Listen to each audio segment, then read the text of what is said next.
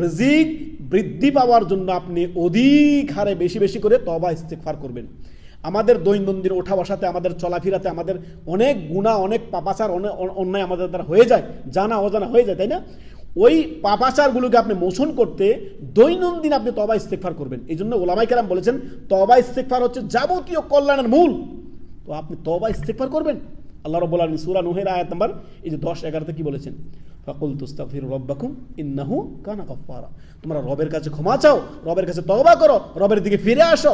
আল্লাহ আমার ভুল হয়ে গেছে, আল্লাহ আমাকে ক্ষমা করেন, আস্তাগফিরুল্লাহ ওয়া আতুবু ইলাইহি। তখন আল্লাহ কি বলেন? ইন্নাহু কানা গাফফারা, আল্লাহ তোমাদেরকে ক্ষমা করবেন যখনই যত পাপই হোক না কেন।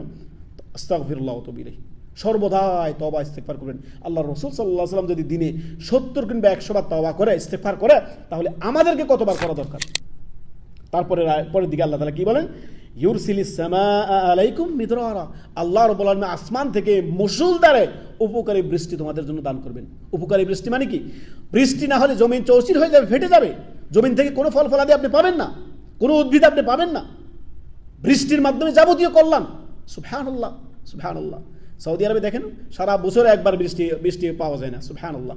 এখানে বোঝেন বৃষ্টি কত মহামূল্যবান। সুবহানাল্লাহ। অতএব তওবা ইস্তেগফারকে ওলামায়ে কেরাম যেমনটি বলেছেন যাবতীয় কল্যাণের মূল। দৈনন্দিন উঠতে বসতে যত বেশি পারেন বেশি বেশি জিকির আজকার এবং কি তওবা ইস্তেগফার, এতে করে অন্তরের যে আত্মার পরিশুদ্ধি হবে, আপনার নফসের যে আপনার খোরাক রয়েছে জিকির আজকার, সেটা আপনার পূর্ণ হয়ে যাবে। বেশি বেশি করে জিকির আজকার, আল্লাহর কাছে ক্ষমা চাওয়া, তওবা ইস্তেগফার করা, এতে আপনার রিজিকে আল্লাহ তাআলা বরকত দান করবেন।